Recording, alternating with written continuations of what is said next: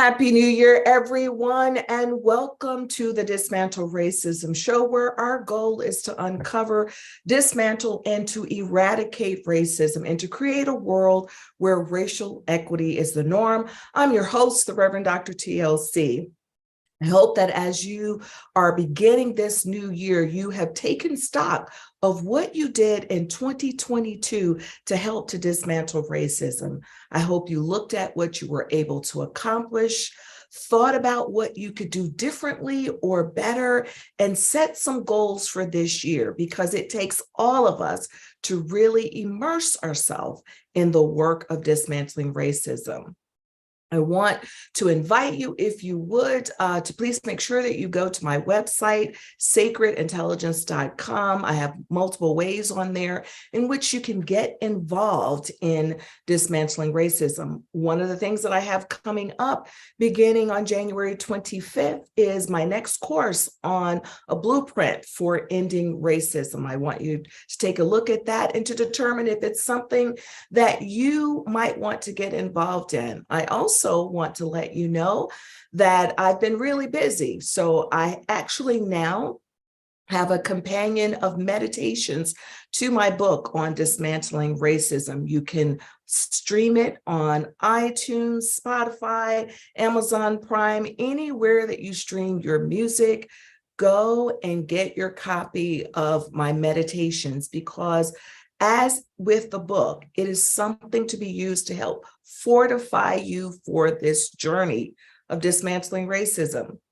We all need ways in which we can engage in this work in a healthy way and in a productive way. And we also need mechanisms to keep us grounded in the work. So please do stream my Dismantling Racism meditation anywhere you get your music. Today, I want to invite us into this sacred space, as I always do, by having us to do a meditation to connect us with our breath, and as a way of connecting us and centering us for the conversation that I will be having with my guest in just a few minutes. So wherever you are, I invite you, if you would, to simply just close your eyes and begin to take some deep breaths in, and then to exhale. Take another deep breath in and exhale. And just simply begin to breathe, connecting with the rise and fall of your chest, the in and outflow of your breath, and connect with your power, your divine wisdom, your sacred intelligence, that part of you that connects you with your own divinity and helps you to make choices that are not only good for you, but that are good for all humankind. Breathe in and out, feeling your connectedness with family, with friends, community, the world. Breathe in and out, recognizing that you are supported by all who came before you, all who are available to you now, even the people that you've yet to meet. Breathe in and out, recognizing that you are not alone, but you are significant in this work of dismantling racism. What you do matters. You have the power to change the status quo, one step at a time. So just continue to connect with your breath, knowing that your breath is a symbol of your very life. your essence. When you can breathe in and out, it just reminds you of who you are, a living, divine being, a loving, divine being, capable of doing what many think is impossible. Breathe in and out, recognizing that the power of one contributes to the power of many.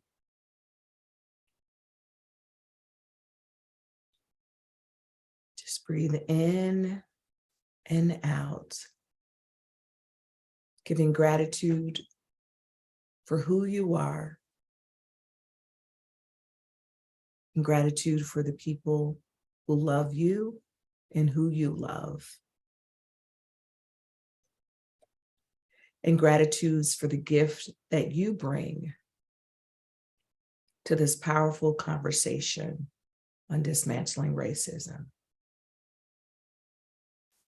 Now take a deep breath in and sigh it out. And let us begin.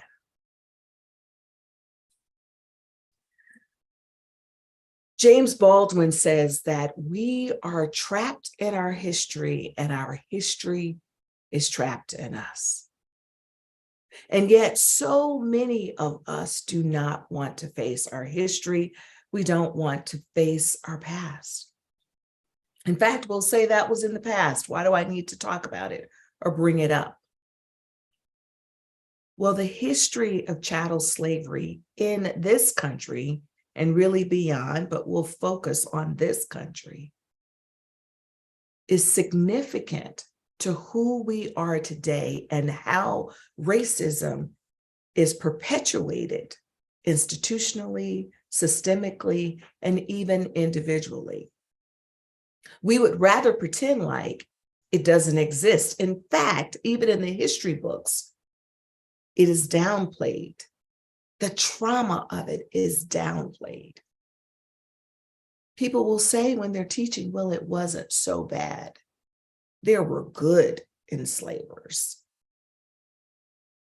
But until we admit that we have a problem, it's impossible to move on or to heal from the pain and the structural separation that exists in this country.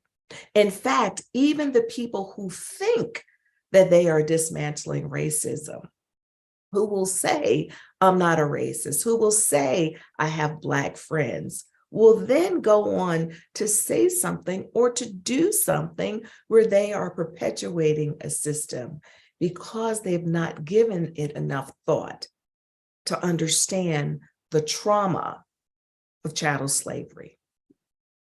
Most of us think about trauma and we think about things like fear, anxiety, jumpiness, upsetting memories, and efforts to avoid reminders.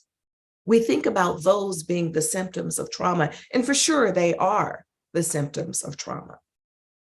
But there are also some subtle symptoms that exist, and then some that are actually not so subtle.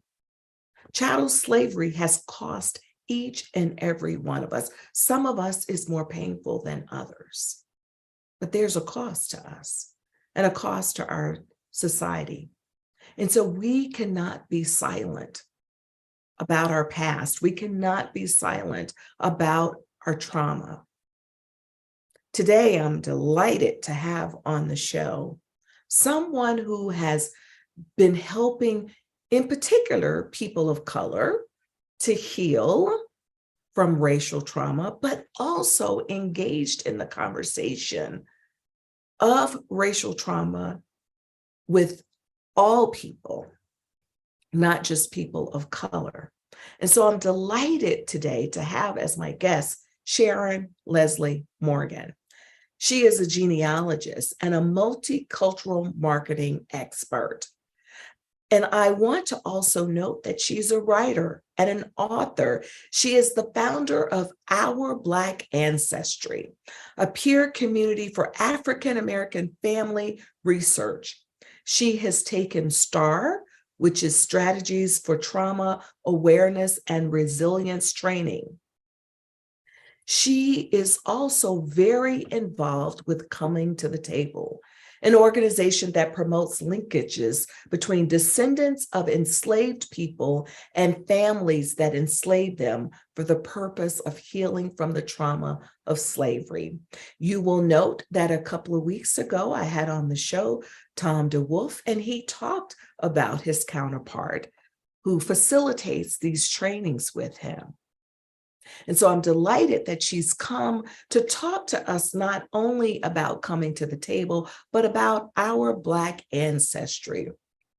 She is the co-author of Gather at the Table, the healing journey of a daughter of slavery and a son of the slave trade.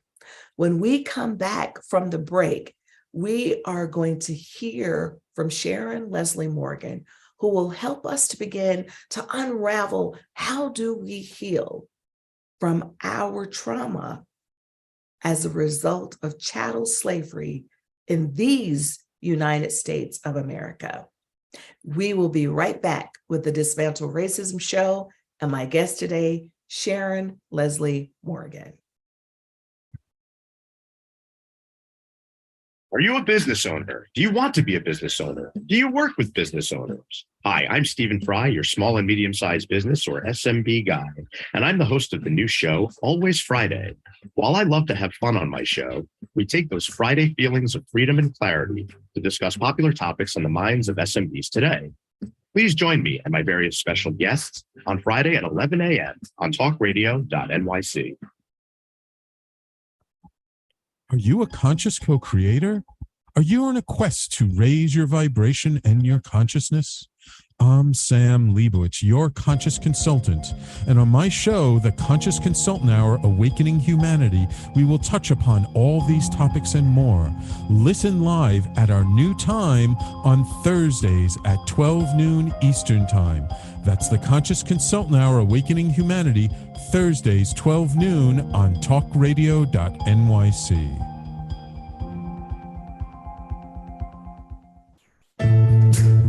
Are you on edge? Hey, we live in challenging, edgy times, so let's lean in.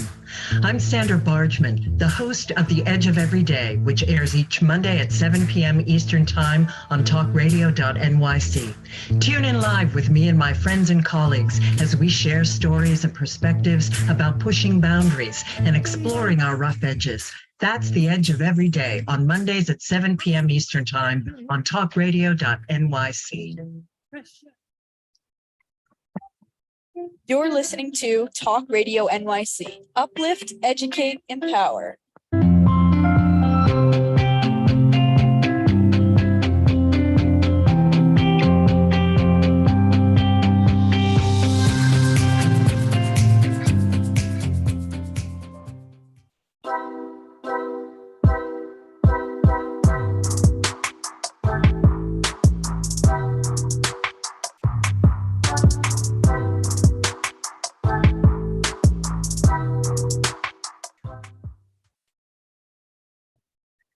We are back today with my guest, Sharon Leslie Morgan. Sharon, welcome, welcome, welcome to the show. I am so delighted to have you with me today.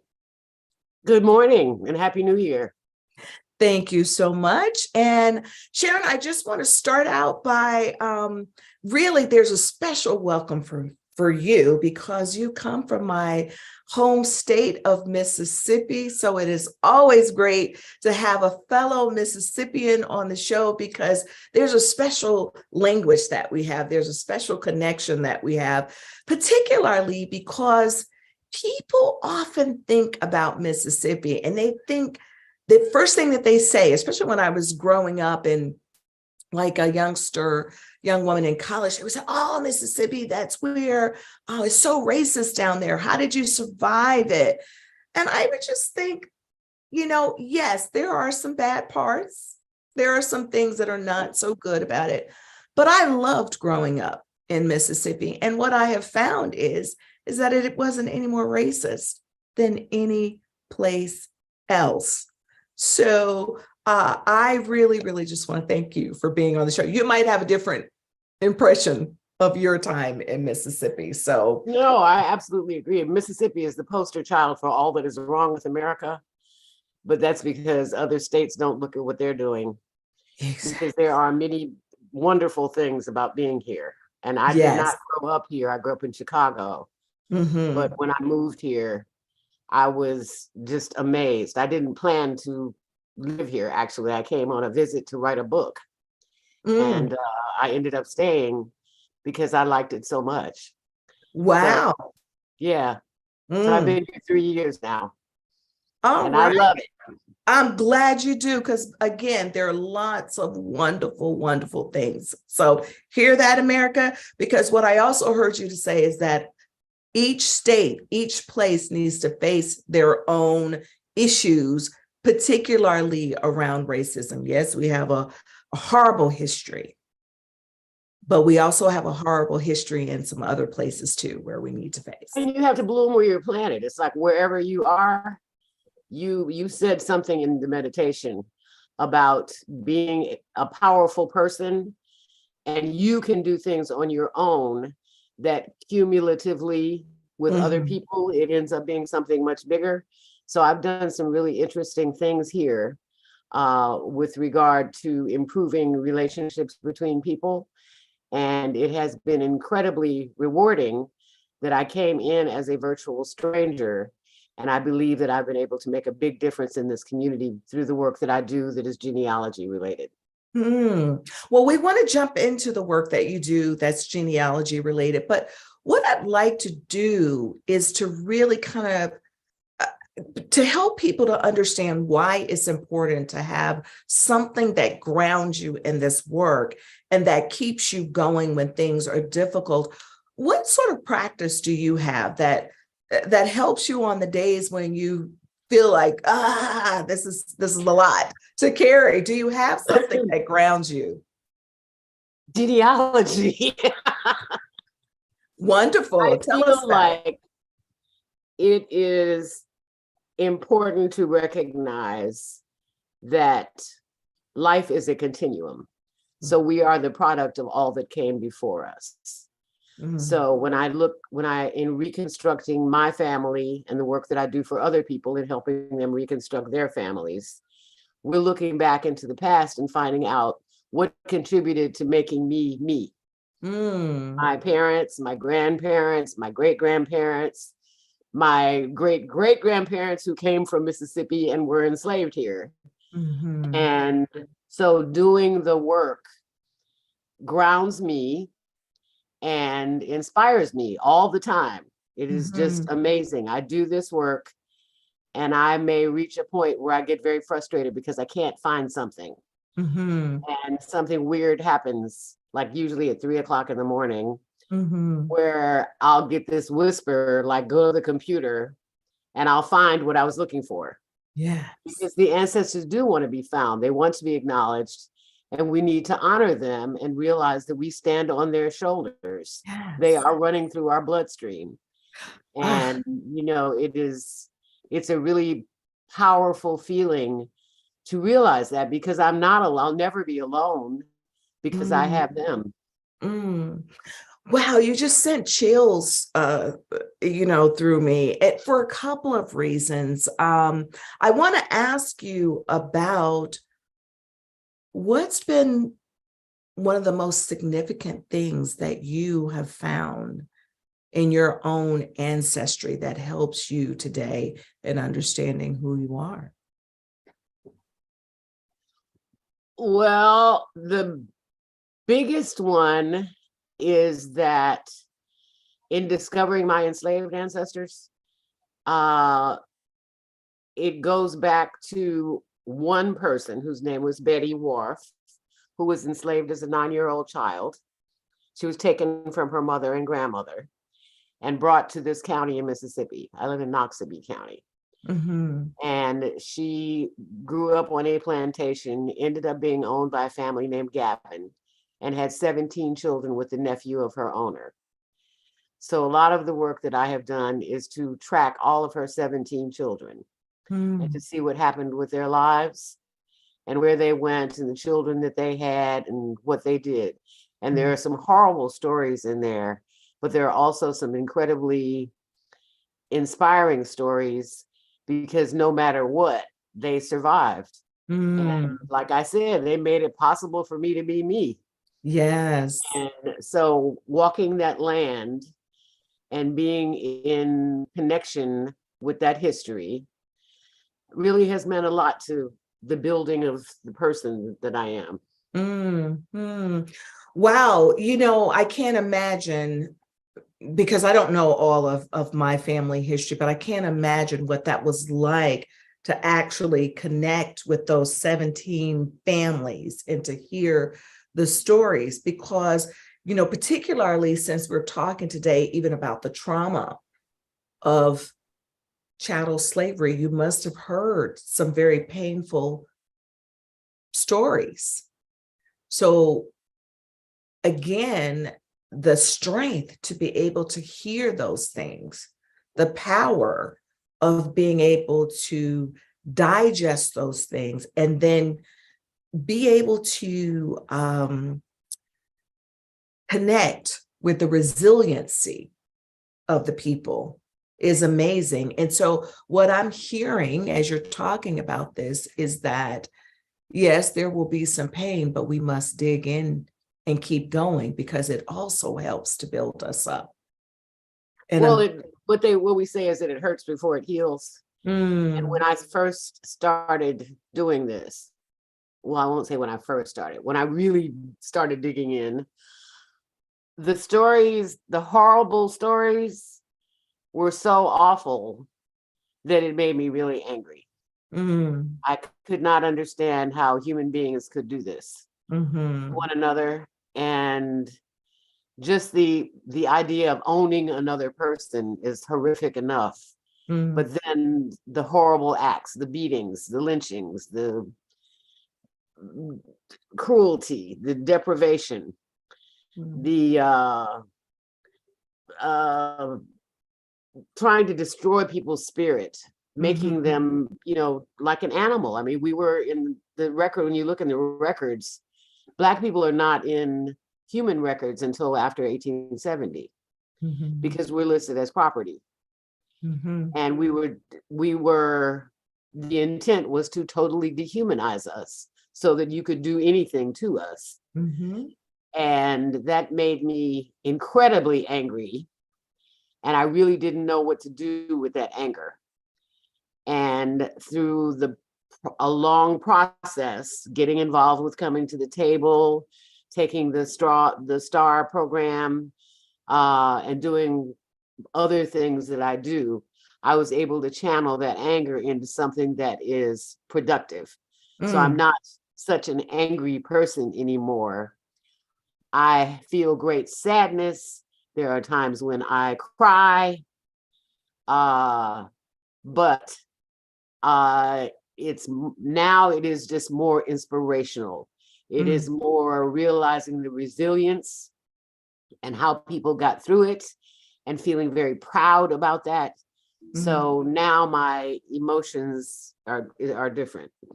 So talk to me a little bit then, because as you are talking about the horrible treatment of enslaved people, just like when Tom was on the show, there's a visceral feeling that's there. It's not anger, but you can feel it in your body.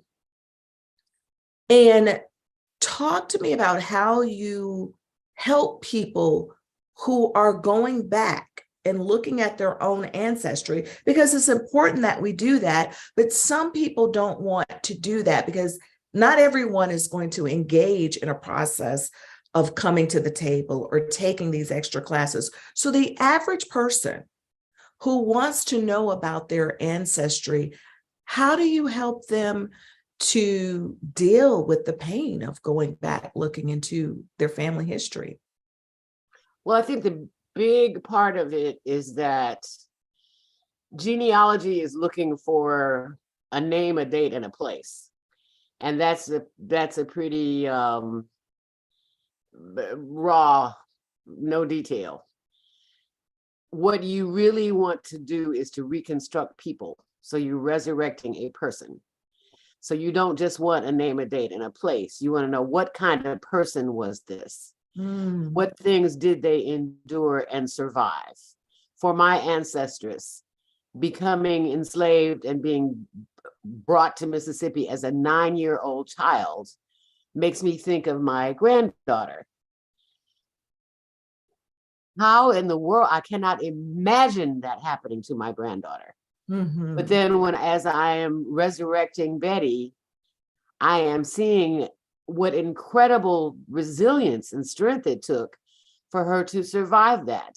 And then to survive having 17 children with someone that she could not have loved. I mean, she never had a choice, but she made something of her life. She ended up having land. She ended up having a business. She ended up being just a very strong person, which gave me a lot of insight on me now. And it's like, okay, now we know why I'm so stubborn. And this has a lot to do with why I do what I do.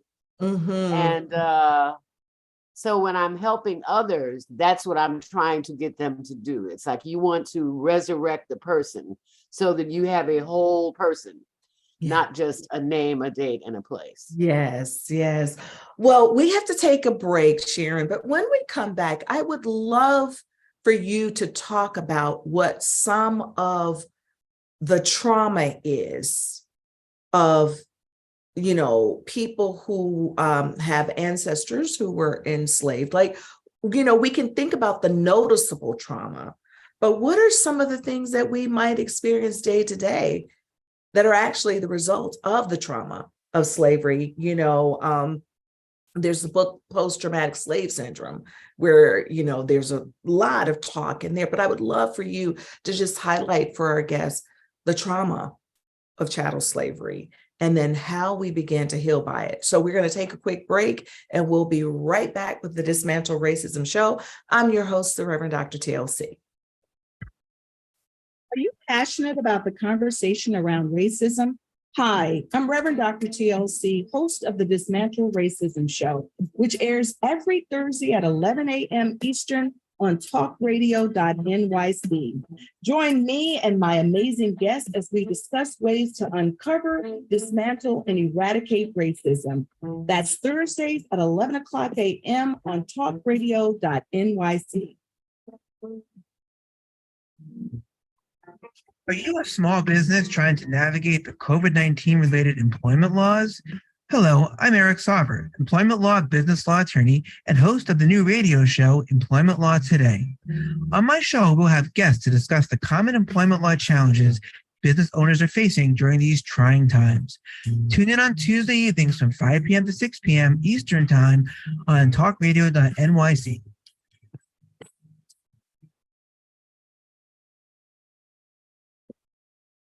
Hey everybody, it's Tommy D, the nonprofit sector connector, coming at you from my attic.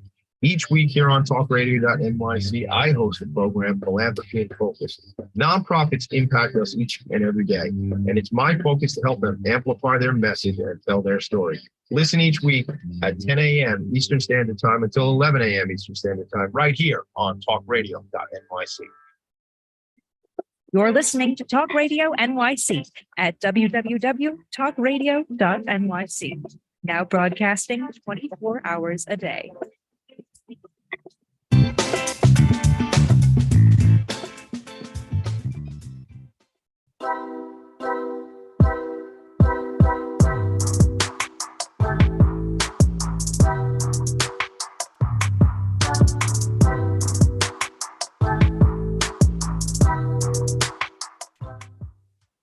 We're back with the Dismantle Racism Show. My guest today is Sharon Leslie Morgan. And I want to just remind you all to please, if you have questions, Please put your comments in as you're watching us on YouTube. You can also go to my Facebook page if you have comments there. Please make sure that you put your comments in, your questions in. We want to know that you are listening to us. I often get comments after. You might have your questions as well. And our guest today, again, is Sharon Leslie Morgan, who is the founder of Our Black Ancestry and who is a genealogist. And before the break, I'd asked Sharon to come back and talk to us about what are some of the symptoms, what are some of the behaviors that are connected with trauma of being the ancestor of an enslaved person. I think maybe the 4 top things that really stand out for me was the total lack of control over your life. You do not have freedom of movement. You cannot make decisions for yourself. You can't decide anything about anything. The lack of control is what all human beings have. At least you have control of yourself, and we didn't have control of ourselves. And I think that that is something that is reflected today. There's sort of a hopelessness that people have. Some of the violence that I see in the Black community with the kids, trying to figure out what is going on with them. And I think that the whole paradigm of their life they lack control, and there's a sense of hopelessness, and there's no sense of future. So you do things and you don't realize the consequences. The other would be the dehumanization, making a person not a person, but a piece of property, and doing everything possible to break their spirit. And so that is another one that is huge, because claiming your humanity and acting in a humane way, and having a moral compass that says, what's right, what's wrong, and, how do I live my life? The last one would be, and this is a very short list, the last one would be the family separation, because the whole family structure was totally disrupted. What happened as a result of the system of slavery was that the European system for tracking a family, doing genealogy, was based on your paternal line. So people are tracked through men. That was changed during slavery so that slave owners could control women and their, quote, issue. So that is what made it the woman and all of her children into perpetuity. And having no men were totally out of the picture. They were just reduced to being studs. Women were baby makers and something to profit off of. And so the disruption of the family, which I think continues in many ways today, is another traumatic thing that happened. And I think sometimes it's an unconscious thing that we don't even realize with this whole disruption of family, and how, some people, it doesn't even matter whether it's the United States or other countries, where they just want to talk about the multiple children that they have by all the different women that they have. I mean, some of this carries over, and not just those individuals, but even within our own families, some of the ways in which we interact with our loved ones, where we treat them, some of the ways in which we're fearful about them engaging in certain activities. I mean, part of that is around the unconscious things that we learn during enslavement that have been passed down, even when we don't allow our children to explore and get out. Well, something has been repeated over and over and over again for centuries. This is not something that happened for a week. This is something that happened through generations, because remember, after slavery, now you have the campaign of terror that happened, the lynchings, the brutality that went on, the sharecropping system, so that people were still basically enslaved. the fact that people who are incarcerated today, slavery is legal Yes. for Yes. people who are incarcerated. Right. It is still legal. Mhm, And mhm. that the cumulative effect of all that is that it adds up to the trauma has just continued and been repeated and added to, and creates a continuing cycle of abuse. Mhm, So that mhm, if I have been abused, I will abuse others. That mhm, commonly happens. mhm. And unless you make a conscious decision that you're not going to do that, it's normal that you'll That's just right. continue this cycle until you stop it. That's right. That's right. And I could go on and talk about some other ways in which I think that we continue to be enslaved. But I want to just take a moment because I have a question from the ARC. And the question is, I've read research on trauma passing through DNA. Do you know of any research about the trauma of slavery surviving in the DNA of people alive today? If so, how may that trauma cause issues? Okay, there is a field of study that is called epigenetics, and it has proven that yes, trauma passes through generations.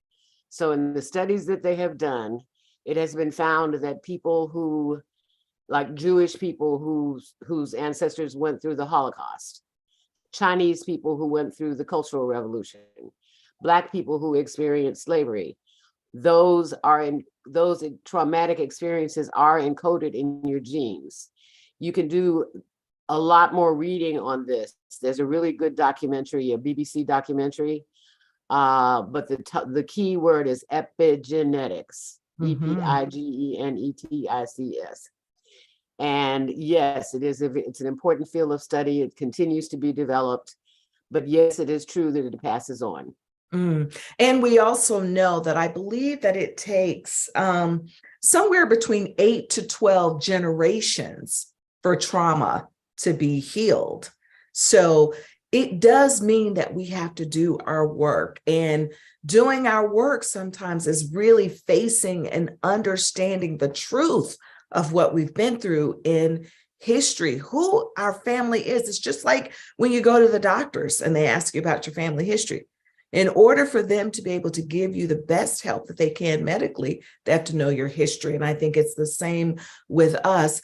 I want to just ask you, we're talking a lot about the trauma for people of color, in particular Black people, as it relates to enslavement.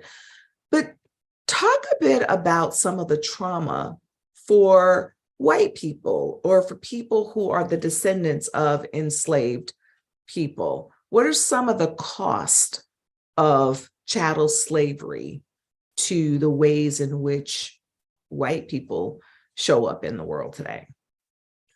Well, what you have to understand is that trauma affects everybody. It affects the person who is the victim. It affects the person who is the perpetrator. It affects the people who are bystanders. So everyone is touched by these events. It was interesting when I found out that there was a huge incidence of alcoholism, mental health issues, drug addiction during slavery, because slaveholders, I think they knew that they were doing something that was wrong, and it did affect them. And we don't tend to think about that part. I didn't think about that part at first. But then it's like, it's really logical, because if I hit you and I hurt you, that affects me. It wounds me as a person. And that's again one of those things where you consciously have to stop the cycle. So, and you do have to realize that it affected everybody.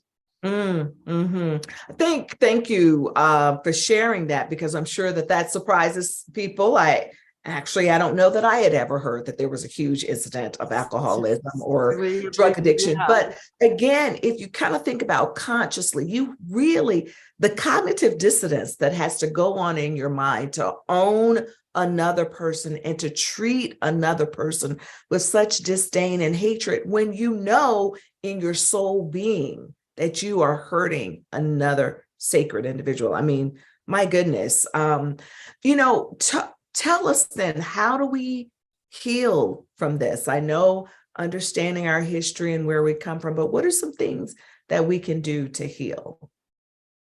The first thing that you have to do is to confront it.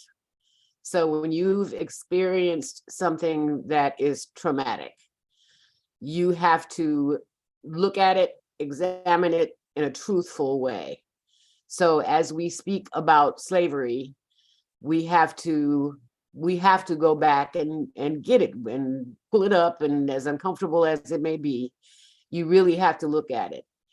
And that will give you some insights into why you do things that you do, the way that you live your life today. So that is the first step. And then you want to engage in productive activities that contribute to your healing. An example, I got involved with coming to the table. I associate myself with other people who have similar interests. We are able to have conversations and have like a healing support group that leads you to activities. Like I work with the Historical Society here, and I'm able to share what I know and help people here who didn't even realize some of the things that they do that are racist and that are awful. And so you confront it, you find ways to channel it, and you must act. So you can't just passively sit around and say, oh, wow, okay, well, now I got it. You have to work it. You have to work through it. You have to do something and make your contribution to the general healing of us all. And basically that's it. And you just have to make conscious decisions all along the way that you're going to do that you're not going to be passive, and you're not going to let your anger, consume you. And you are not going to be apathetic.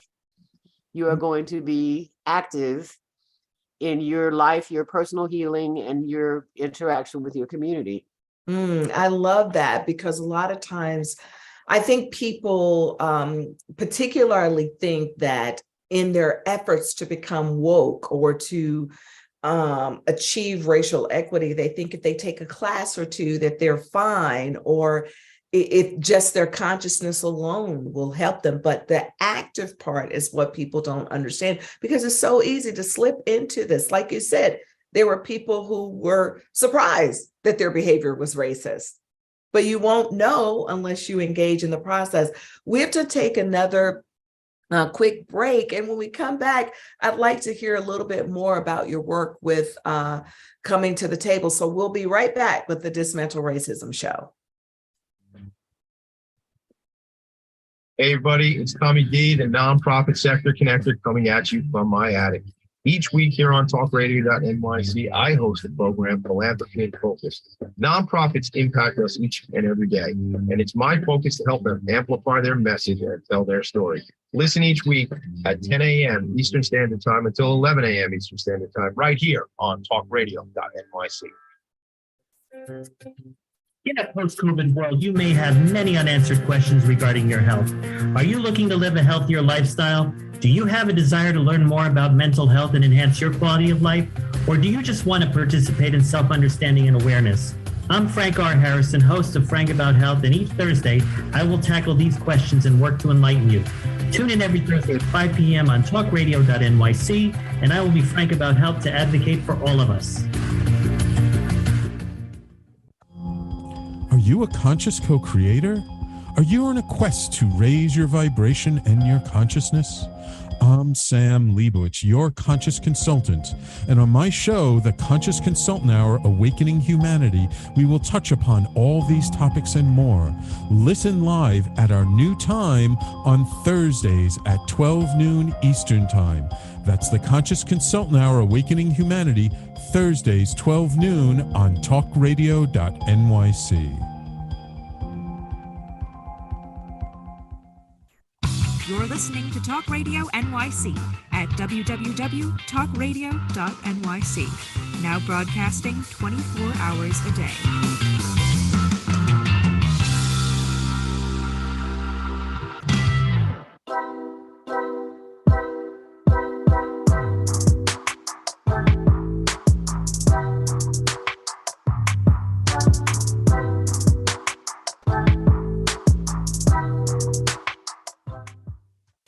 We're back with my guest today, Sharon Leslie Morgan, talking about chattel slavery, the trauma that's related to it. And Sharon, several times during the show, you've mentioned coming to the table. Tell us a little bit about your work in coming to the table and how you found it to be a source of healing. Well, I've been involved with the group now for about 10 years. And originally, I was very resistant, but it was explained to me that they had developed this model for healing historical harm. So slavery, the trauma of slavery is historical harm. So how do you do that? And so I went and was amazed at this model and how it was being used for healing. I'm in a call. So I continued to engage with them. And one thing that impressed me greatly was that this was everybody. This wasn't just Black people. There are white people who are the descendants of enslavers who want to make connection with people who are descendants of people that were enslaved by their ancestors. And one thing that I realized is that part of my problem in being angry was that I never had anybody to confront. I never had anybody that I could say, I am really pissed off about what happened, okay? And this group allowed me to do that because these were people who really wanted to engage. They realized that their ancestors did something that was awful. And they want to make amends in some kind of way. They're not personally responsible today. They're not enslavers, but they have inherited this legacy that they need to be healed as well. So that really inspired me to continue. So now coming to the table has grown. That was at the very earliest days. And now it has grown to be many chapters all over the United States and engaged in some really meaningful work in doing the action and being involved in their communities and doing things actively to dismantle racism that is connected back to slavery. I love that. And what I love about it is you saying it gives us a place to be able to confront what has happened in this history, but it also gives people who are descendants of enslaved people. It's not about coming to beat them up, but it gives them an avenue of saying, how can I heal? How can I not just walk around in guilt and shame or say that was then, but to be able to heal.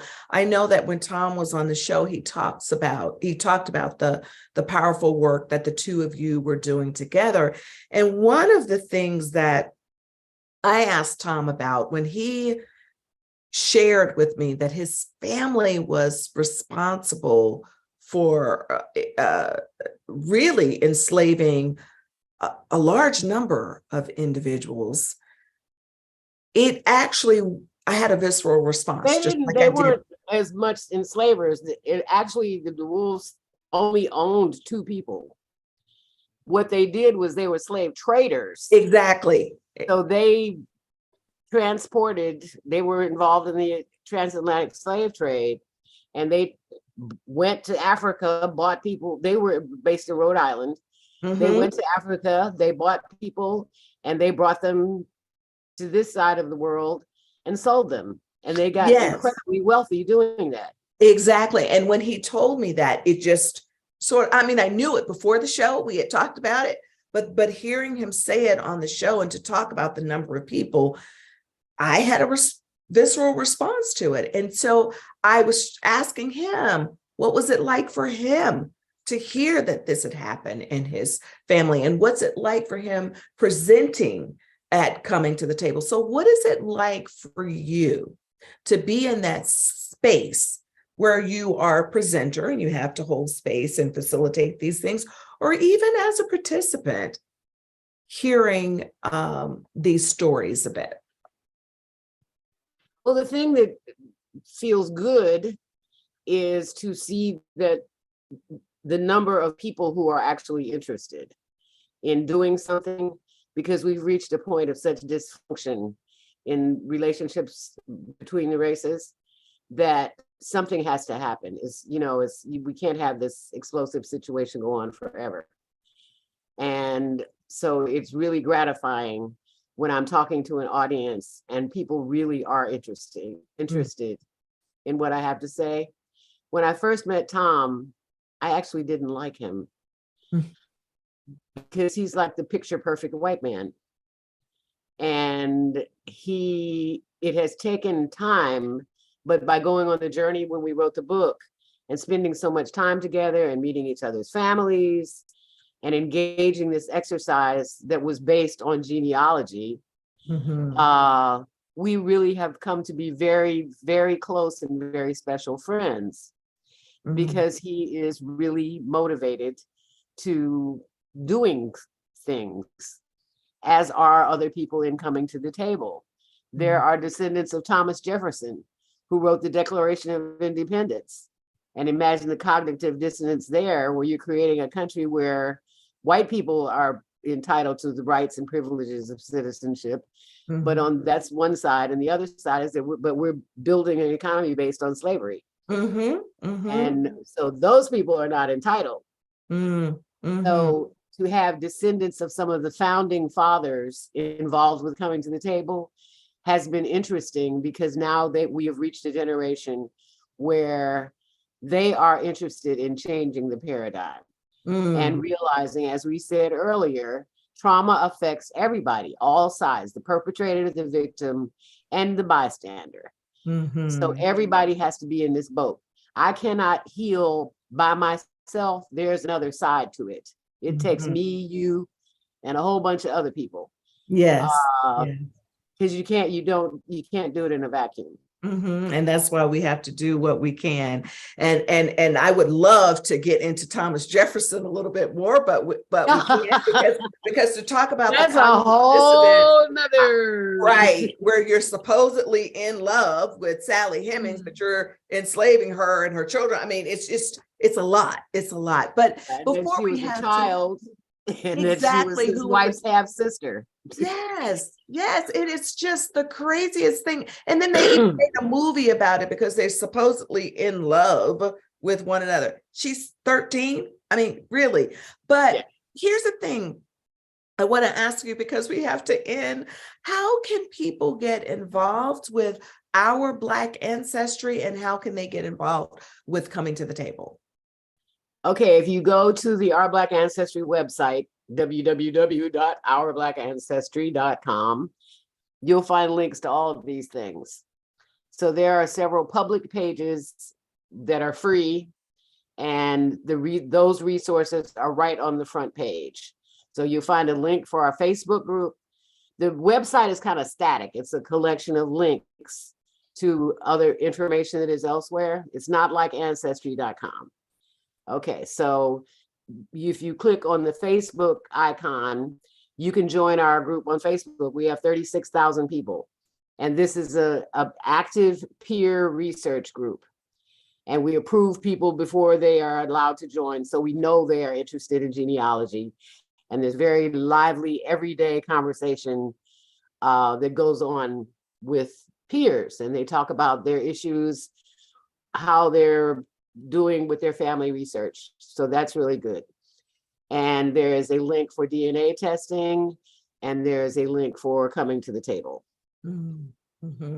Great. Thank you so much, Sharon, for being on the show. It has actually been a delight. It's been informative. You've shared a lot of information with our listeners. And this went so fast. It did. That's why I always tell people we have to have a part two. In fact, Tom says that the two of you should come on the show together. So we have to make that happen as well. I want to thank you for being on the show today. I want to thank my listeners for tuning in today. Please do write to me. Let us know what you think of the show. Let me know who you'd like to have as a guest on the show, and maybe we can try to get them on as well. Please stay tuned for the Conscious Consultant Hour with Sam Leibowitz, where he helps you to walk through the life with the greatest of ease and joy. May today you tap into that sacred part of you that allows you to make choices to manifest your greatness while helping others to do the same. Know that we are all one and we exist because of one another. Make it a priority to share love, hope, peace, compassion today. Be well, be safe, be encouraged. Until next time, bye for now. Thank you. Thank you.